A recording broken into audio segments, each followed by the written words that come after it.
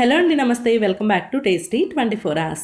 ఈరోజు నేను మీకు క్విక్గా చేసుకునే ఈవినింగ్ టీ టైమ్ స్నాక్ చూపించబోతున్నానండి. చాలా క్విక్గా అయిపోతుంది. అదే అండి, మనకి స్వీట్ షాప్స్లో దొరుకుతూ ఉంటుంది కదా సన్న కారపూస. చాలా టేస్టీగా ఉంటుంది. పిల్లలు దీన్ని చాలా ఇష్టపడుతూ ఉంటారండి. చాలా క్విక్గా చేసుకోవచ్చు. అప్పటికప్పుడు ఏమన్నా తినాలి అనిపించినా, పిల్లలు అడిగినా, లేదంటే చాట్ మీద వేసుకోవాలి అనుకున్నా, పావుబాజీ మీద వేసుకోవాలి అనుకున్నా చాలా బాగుంటుంది. చాలా క్విక్గా చేసుకోవచ్చు.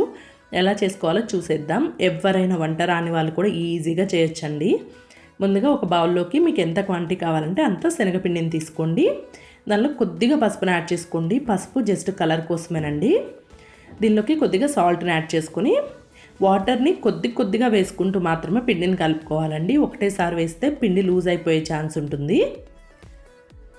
ఈ పిండిని మరీ గట్టిగా కాకుండా మరీ లూజ్గా కాకుండా కలుపుకోవాలండి. నార్మల్గా మనం కారపూసకు కలుపుకున్న పిండి కన్నా ఈ పిండి కొంచెం లూజ్గా ఉండాలి.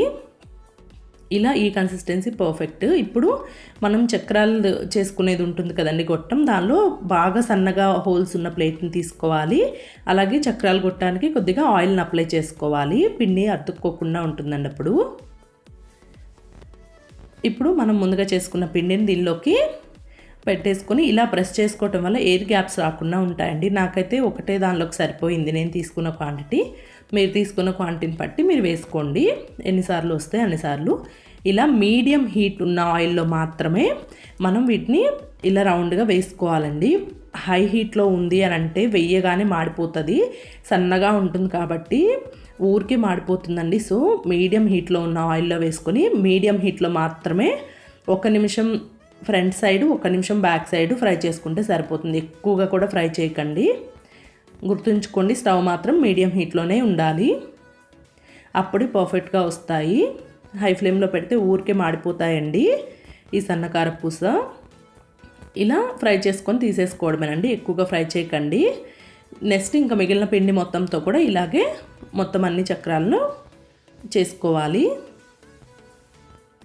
ఎక్కువగా మాత్రం ఫ్రై చేయకండి, టేస్ట్ మాడిపోతాయి. ఇప్పుడు అదే ఆయిల్లోకి కొద్దిగా కరివేపాకును వేసుకొని ఫ్రై చేసుకోండి. ఇలా మీ దగ్గర స్ట్రైనర్ కానీ ఉంటే దానిలో కరివేపాకును వేసుకొని ఫ్రై చేసుకోండి. అప్పుడు కరివేపాకు ఆయిల్లో మొత్తం స్ప్రెడ్ అవ్వకుండా తీసుకోవడానికి ఈజీగా ఉంటుంది. కొంచెం ఎక్కువగా ఫ్రై చేసుకొని వాటిని సేవ్ మీదకి యాడ్ చేసుకోండి. అంతే అండి, ఎంతో సింపుల్గా మనకి స్వీట్ షాప్లో దొరికే సన్న కారపూస ఇంట్లోనే జస్ట్ 5 మినిట్స్లో చేసుకోవచ్చండి. పిల్లలు దీన్ని చాలా ఇష్టపడతారు. చాలా బాగుంటుంది. క్విక్గా కూడా అయిపోతుందండి. దీన్ని ఇలా స్మాష్ చేసుకొని ఎయిర్ టైట్ కంటైనర్లో పెట్టుకుంటే 1 వీక్ వరకు ఫ్రెష్గా ఉంటుందండి. 1 వీక్ కన్నా ఎక్కువ ఏ ఆయిల్తో చేసిన ఫుడ్స్ అంత టేస్టీగా ఉండవు కదా. సో పిల్లలు ఈవినింగ్ క్విక్గా స్నాక్స్ కావాలి అన్నప్పుడు, మీకు ఏదైనా అప్పటికప్పుడు తినాలనిపించినప్పుడు ఇలా ట్రై చేయండి. దట్టు మనకి దివాళీ కూడా వస్తుంది కదండి. దివాళీకి మనం స్నాక్స్ చేసుకుంటూ ఉంటాం కదా. అందరూ పెద్ద పిండి వంటలే చేయాలి అంటే అందరికీ రావు కదండి. సో ఇలా సింపుల్గా ఉండేవి ట్రై చేసి చూడండి. చాలా బాగా వస్తాయి. వంట రాని వాళ్ళు కూడా ఈజీగా చేసుకోవచ్చండి ఈ స్నాక్స్ని. మీరు కూడా ట్రై చేసి మీకు ఎలా కుదిరిందో కామెంట్ సెక్షన్లో షేర్ చేసుకోండి. వీడియో నచ్చితే లైక్ చేయండి. ఫ్రెండ్స్ అండ్ ఫ్యామిలీతో షేర్ చేయండి. టేస్టీ సింపుల్ రెసిపీస్ కోసం టేస్టీ 24 అవర్స్ ఛానల్కి సబ్స్క్రైబ్ చేసుకోండి.